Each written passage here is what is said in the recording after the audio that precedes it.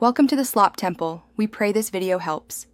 You begin with gauge and materials. Choose worsted or DK and a 4.05 5 mm hook so the mesh breathes. Once measured, make a chain foundation to your bust plus ease. You want an even stitch count. Start the mesh pattern now. Chain 3 counts as a DC, skip 1 chain, DC in the next, and repeat across. Make sure to mark the first and last repeat so your edge stays straight. This prevents ripples as you build rows. Continue working mesh rows until you reach the armhole depth you measured earlier. You should check every 4 inches to keep proportions right.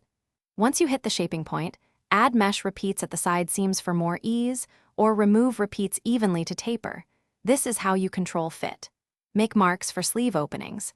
Either leave those sections unworked for join-as-you-go sleeves, or bind off to sew sleeves later. Keep tension consistent so the mesh pattern stays even. To make the hood, pick up stitches evenly along the neckline and work mesh rows or half-double crochet until the hood reaches your desired depth. Try it on as you go. Once shaped, finish the edges with single crochet or a simple ribbing for structure, then weave in all ends. Block the hoodie to open the mesh and set the drape. If an edge waves or curls, stop, steam block flat, and try one hook size smaller or larger by 0.5 mm to correct tension. Thanks for watching.